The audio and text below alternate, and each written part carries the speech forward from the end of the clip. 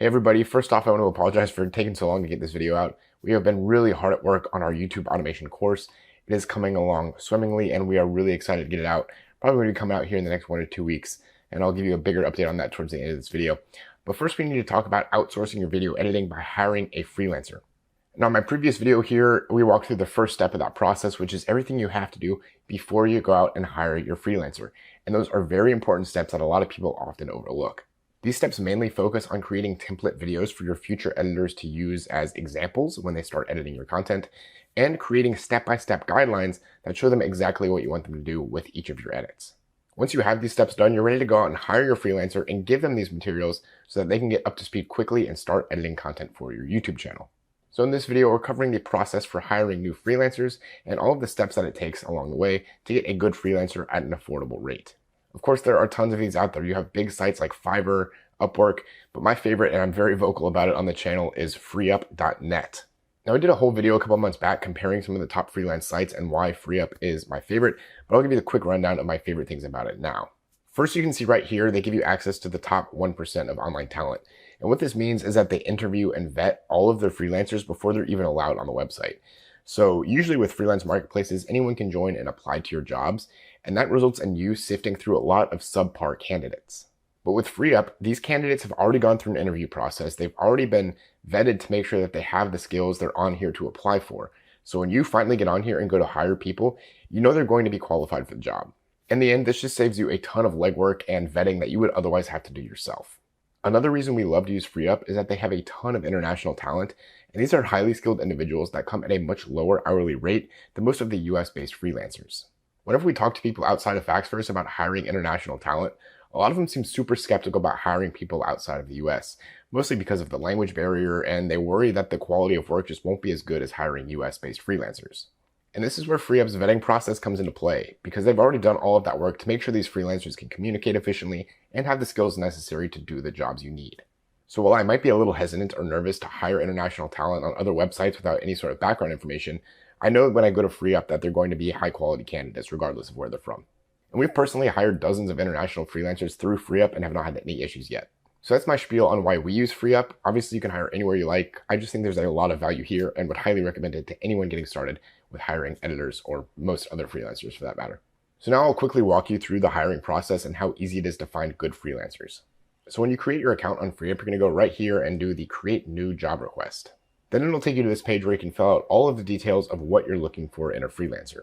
So the first spot on this job request form is just entering the name of the job request. So you could simply put something here like YouTube video editor.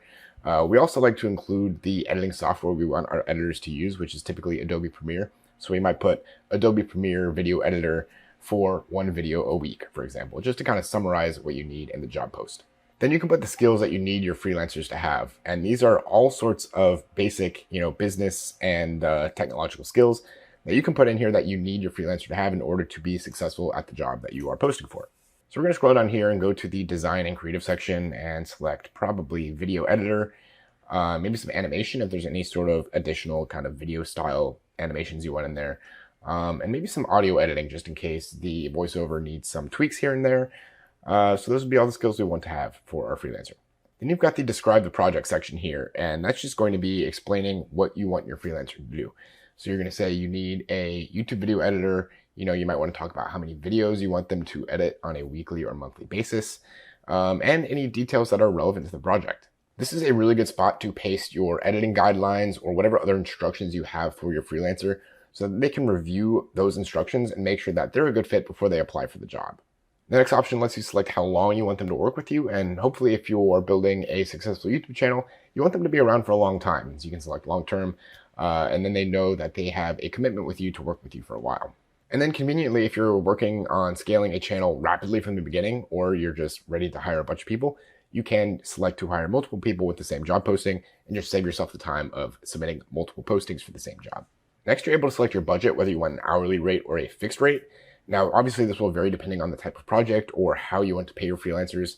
It is nice to have the flexibility of doing both if you want a flat rate for your videos. We use hourly for our editors, and that's something that's worked really well for us. And we actually just give them an hour limit that we want them to spend on a video. So, for example, we say videos should not take longer than 8 hours to edit. Now, we could give them a fixed price and just multiply the hourly rate times that 8 hours. But there are some cases where we have our editors work on longer videos or shorter videos, and we need to kind of tweak the expectations for the time period they're working on it. So hiring our editors with hourly gives us that flexibility. So that's the reason we choose the hourly rate. Then you can select the location of the freelancer. Again, if you want the lowest rates, you're going to want to do worldwide candidates.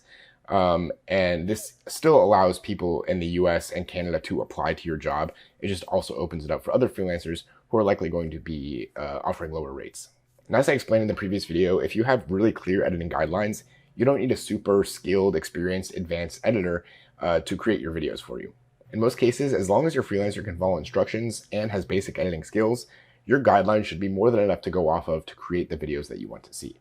So for that reason, we typically hire in the entry-level range, and that will allow freelancers to submit their hourly rates to us, and then we can choose the freelancers we want to pursue based on the rates that they offer.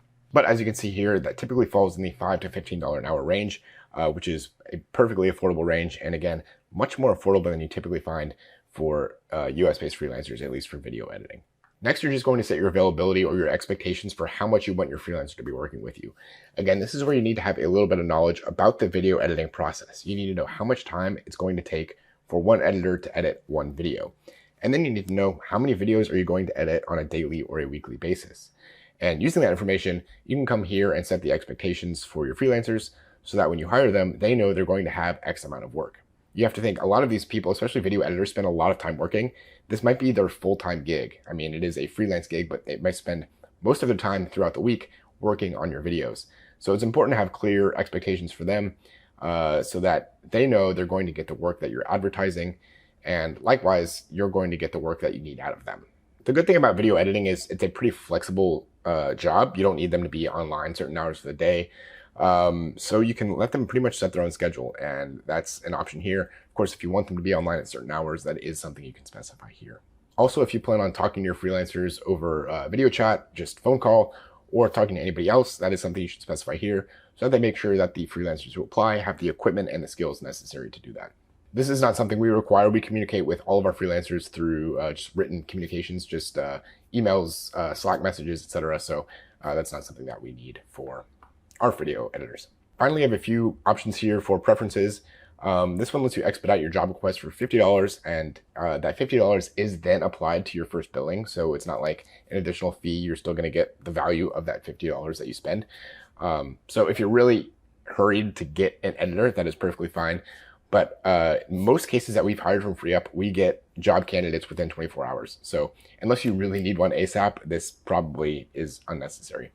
And finally, there are some agencies on FreeUp. So it's basically an organization that is taking jobs and then assigning those jobs to people within the organization, not directly on the platform. And some people would rather work with somebody directly. Maybe you like the idea of working with an agency. That's just something that you can decide.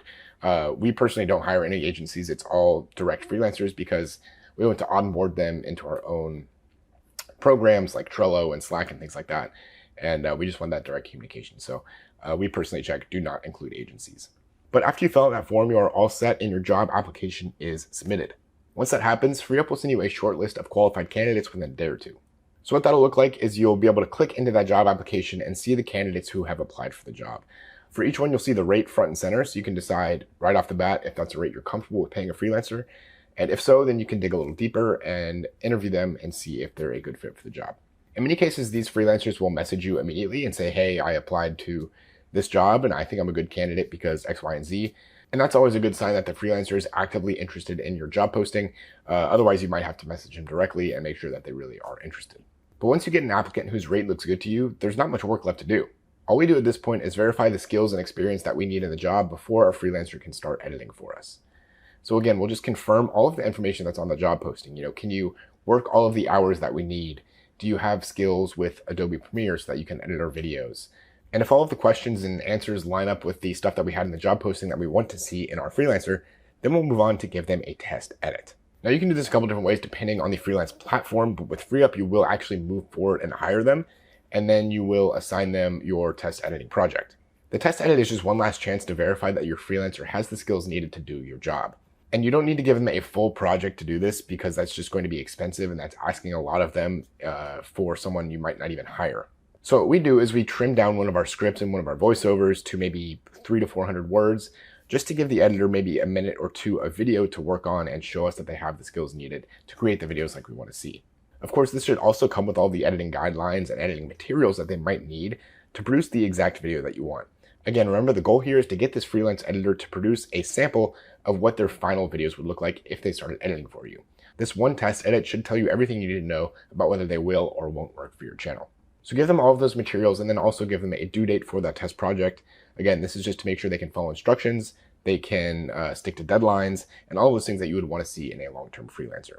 Quick side note, as I keep checking my handwritten list here of notes, I want to shout out Bastion Pens for sending me this really cool titanium bolt action pen. It's just super dense and feels really nice in my hands.